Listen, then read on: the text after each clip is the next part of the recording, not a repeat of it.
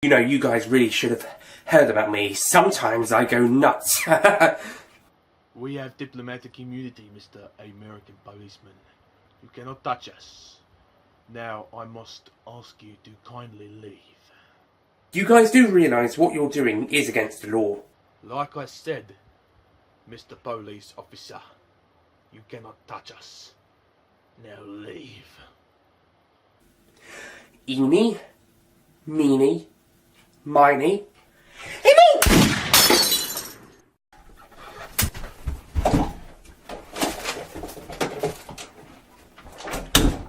Fucking American policeman. I hope one of my men killed his wife in a car accident or something. I can see by your grin that you're trembling within. It's all over town. Cheer down. Hello everyone, Nick here, and welcome to my review of Lethal Weapon 2, which is included inside this 4-film box set.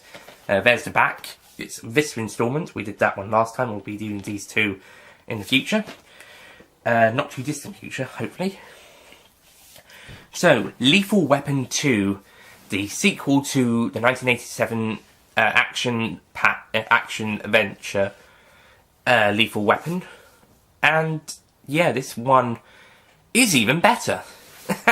I gave the first one a really positive review, but this one is even better. There's more action, there's more adventure, there's better characters, the villains are slightly better as well. The character development between Riggs and Murtaugh is amazing, and also we've got Leo. Leo's been added in. He is a bit annoying throughout most of the film, but he does have some very good moments, and he has very funny moments at other points. And he also develops as a character later on in the film, as also throughout the series, so it's going to be nice to see him again in the future films. And this time the plot sees the police officers trying to take down these South African drug dealers, in a way, and money launderers. The thing is, they've claimed immunity because they're diplomatic representatives in the US for South Africa. However, they are still up to no good, so Riggs and Murtaugh and Leo have to somehow bring them down without breaking any laws. And in the end, it actually becomes a bit personal once we find out that the second main villain, the main henchman if you will, was responsible for killing off Riggs's wife. He was responsible for killing Riggs's wife. Therefore, it gets personal for Riggs, who then basically declares a two, with Murtaugh's help, two-man war on the South Africans. And they have to also rescue Leo, who's been kidnapped by them. You had one job, guys. You had one job, and to protect this character, and he got kidnapped. Brilliant. Brilliant. You had one job. To be fair, it was more Murtaugh's fault because Riggs wasn't there, but still, one job. You had one job.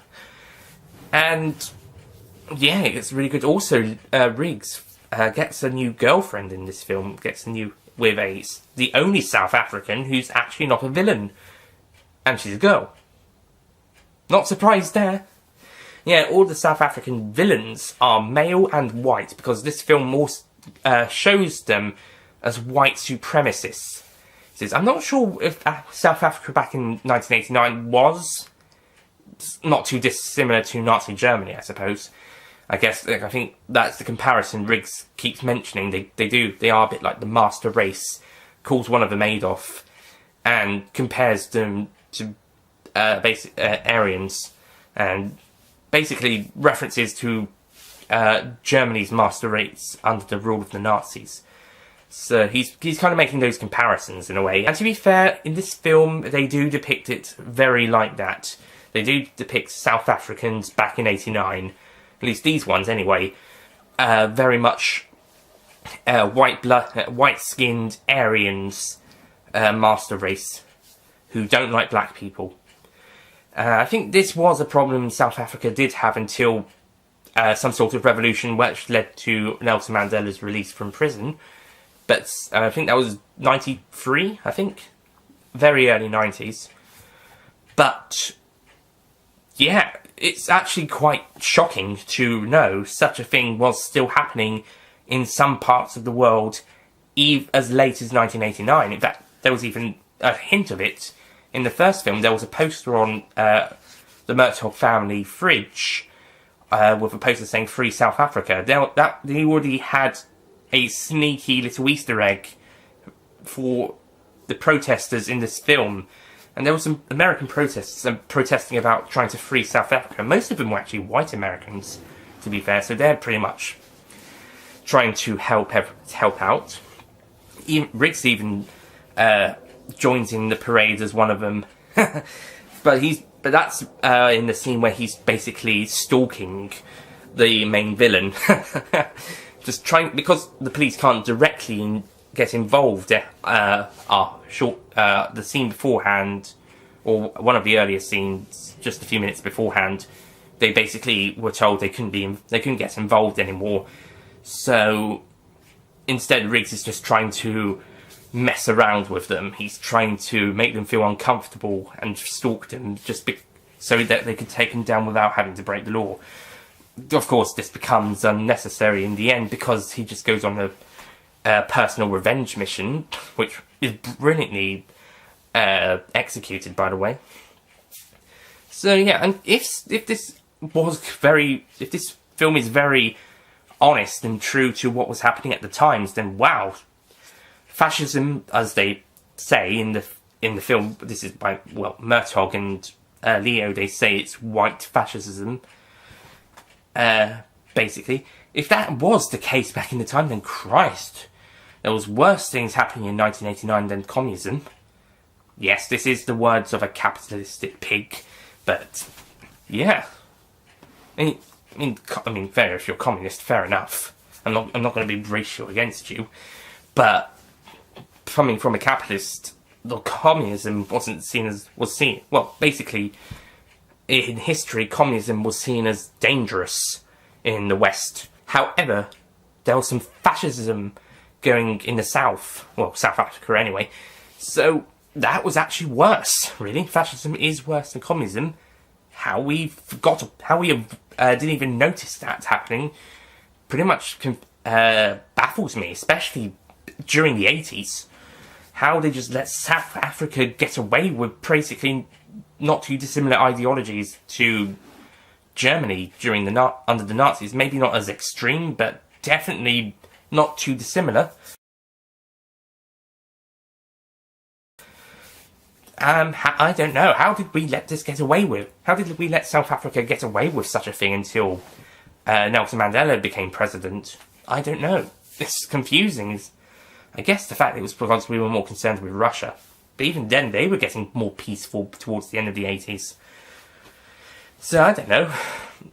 But the film definitely, if this is true, then the film depicts it really brilliantly, and it shows the struggle that they've been going through, and I loved how they did use them as the main villains to show such a thing. It's like using, it's like in Indiana Jones. If those films were made during the 30s or the 40s, then it's like showing the Nazis as the main villain during a time when Nazism was a big problem for most of Europe and Northern Asia, and not Northern Asia, Western Asia and Northern Africa.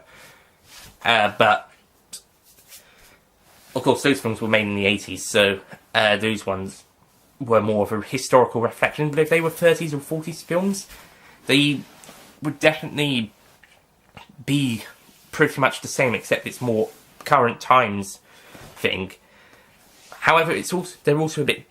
These ones are also a bit different to the Sherlock Holmes films from the war, because that one was war propaganda. In a way, it wasn't really as much of a reflection of the time as it was for British propaganda. But say there was a Sherlock Holmes film from 1935 that reflected on Nazism in Germany and how that affected other places, that would be similar to what this film's doing. So, yeah, enough about that, but yeah, it's very interesting to know, and probably we go and research it afterwards, probably. But overall, this film, besides all that, it's still pretty much very similar to the first film, but maybe not as dark until we get towards the final act, that is. It's still a really action-packed and brutal film. It's still very bloody and also lots of bad language, but it's still a lot of fun. The chemistry between the two characters is amazing. I think because the first film, they were just trying to it worked brilliantly in the first film, but they were still getting used to each other. With this film, they are working together, and they pretty much have been partners for at least 2 years, although I think there's been some sort of time difference issue, because they said they've been working together for 2 years, but Riggs' wife has been dead for 4, and in the previous film they mentioned she's been dead for about 3 years. Certainly on her gravestone it says 1984, and the film is in 1987. That is, unless that's in 1988. But in that case, the two shouldn't have been working with each other for 2 years. It's only been 1 year. They should have said his wife died 5 years ago. Or they've been together or the two have been working together for 1 year. So that would have put the film in 1988. But, oh well. But when a time problems that isn't as huge as the Terminator ones is the only nitpick, that is pretty impressive. And it's a great way, and it's a really great death where a guy gets his head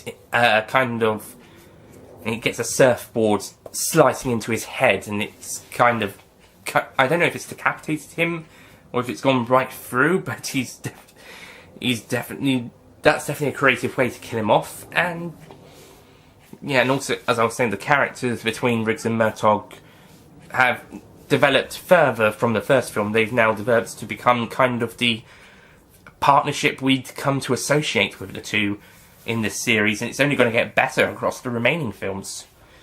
Although that does mean we are halfway through the series by this point, because there's only 4 films at this moment. There might be a 5th in the future, but at the moment there's only 4, so this is pretty much the halfway point. And it's the last one from the 80s. And the gaps between films are going to get bigger. So, overall, the ending is amazing, I have to say. This is the 4th review in a row where I'm going to talk about the endings. I talked about the ending for Absolutely Fabulous the movie, for Sherlock Jr. and The Birds. In Absolutely Fabulous, I thought the ending was rushed.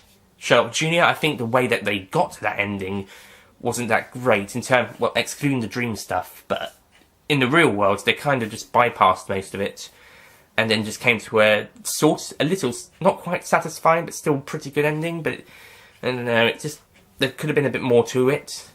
And then with The Birds, the ending just ended. It just ended. The film just ended, and we didn't know what happened next. And I can't stress enough, I wanted to know what happened next, god damn it. But it just ended. As soon as they escaped, it just ended. With this film, the climax and the ending is superb. The revenge, after destroying the Stilt house, they go and find the last few villains, including one who's didn't die. This was the one who killed Riggs' wife. He didn't die in the Stilt house collapse. He escaped, so he comes back to have one last round with Riggs, and he gets a really great death of having a container crushing him. That was such a great scene. And another bit is where Murtaugh kills the main villain off. And there's a really great one-liner after he does, although I think it would have been better if he said it before he shot the guy. The guy said he was holding up his diplomatic immunity thing, and he was shouting, "Diplomatic immunity!" And then Murtaugh shoots him and then says, "Just been revoked." I think it would have been better if that had come before Murtaugh shot him, because it would have been even better.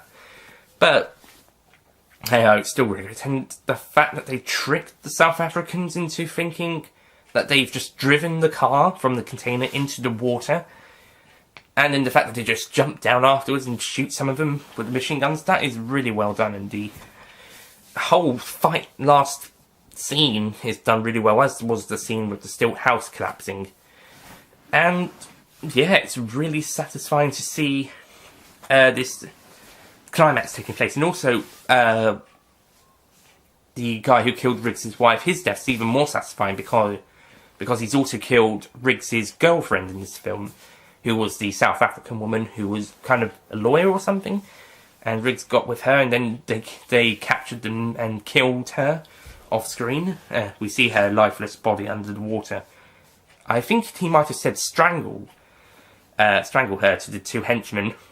It was either that or they drowned her.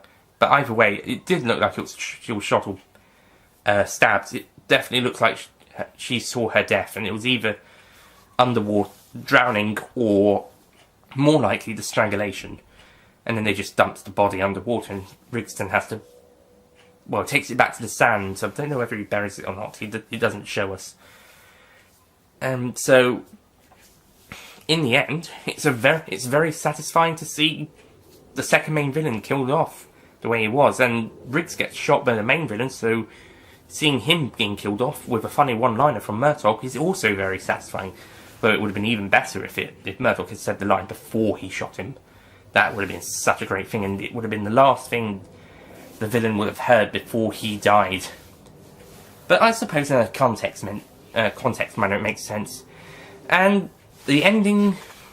Now, the original ending was actually going to feature Riggs' death, but I think, like with the test audiences, the version that they went for, where Riggs survived, works better. I think for starters, the character relationship is great in that final scene. Secondly, if they had killed off Riggs, it would have been a bit of a downer of an ending, especially after such a great film.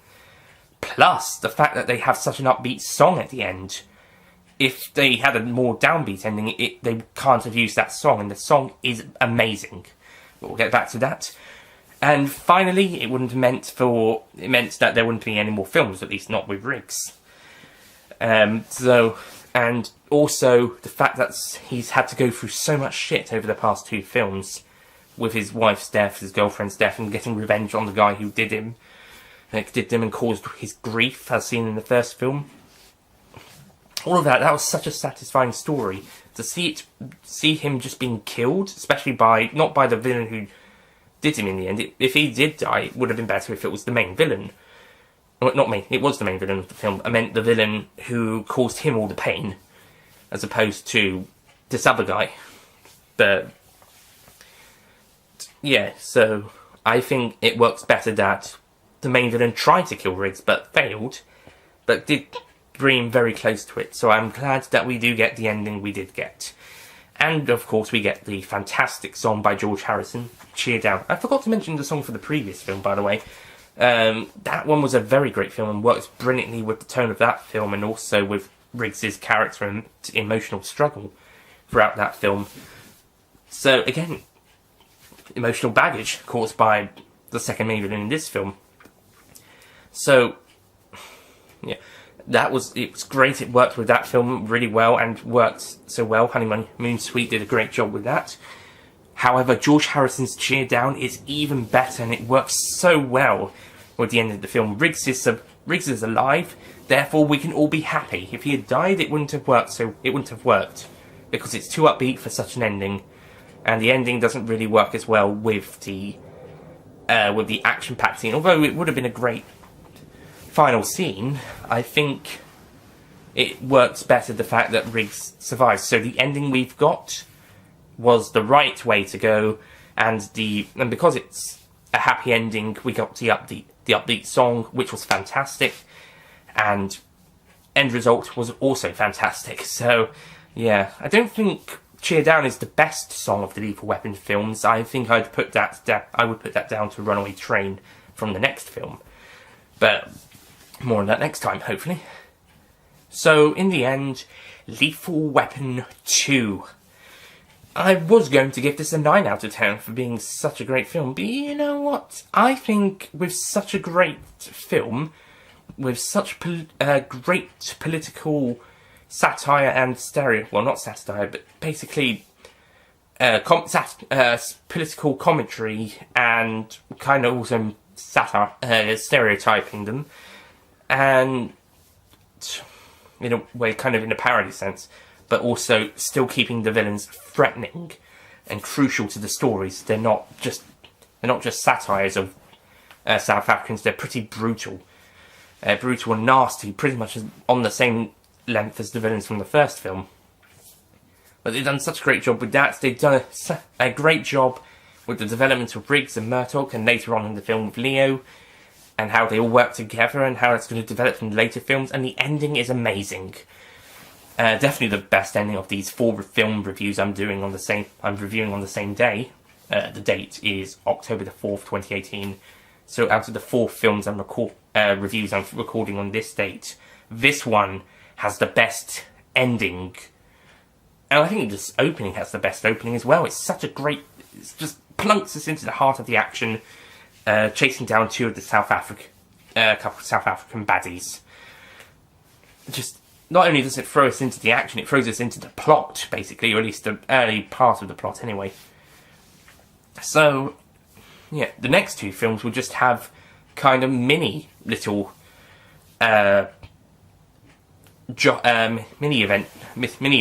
I suppose, before we get to the main story a little bit later on in the films. And in the first one, it pretty much opens straight away, but the characters hadn't quite gotten into the action straight on.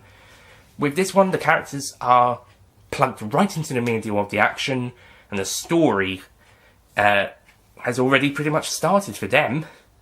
So, yeah, and once the opening scene or scenes are gone, we can then move right on in and progress the story forward, and we can still have the light-hearted and briefing moments, like the scene where Rihanna is having her advert, her commercial is on telly. That's a really great scene, how that turns out. So overall, I'm giving this film a 10 out of 10. Your dog should be dead. Gonna love you instead. The world loves a clown. Chill down. I want you around. Chill down. This film is amazing. It's brilliant, and just love lots of pieces of it. I think it's an improvement on the first film. I think I previously thought the 4th film was the best, but that might change on these rewatches. Certainly this score has gone up by 1. And we'll see about the next. The next one I do consider the weakest, but we'll see when we get to that. So yeah, final thoughts. Lethal Weapon 2 is amazing. So thank you for watching, and I'll see you guys next time for another film or TV review. Farewell. Diplomatic immunity! Has just been revoked! Your license for diplomatic immunity has been revoked. Effective immediately.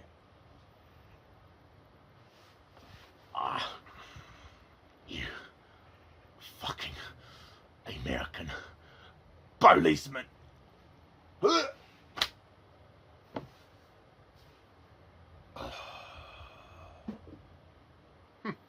Well, now that that's over, I now need to deal with one of my agents. It appears he has gone rogue.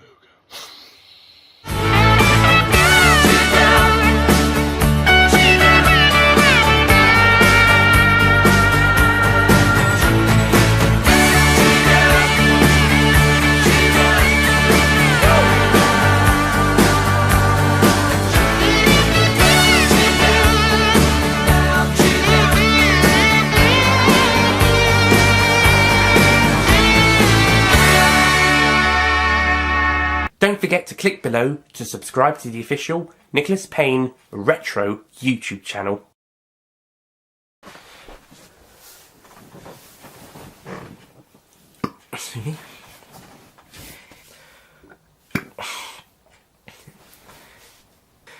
But that doesn't mean that they can't.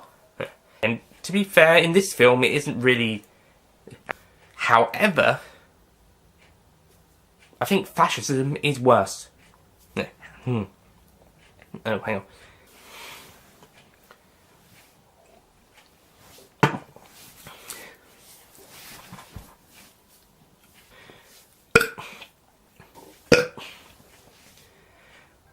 So overall, I'm giving this film a 10 out of 10. It's as amazing, it's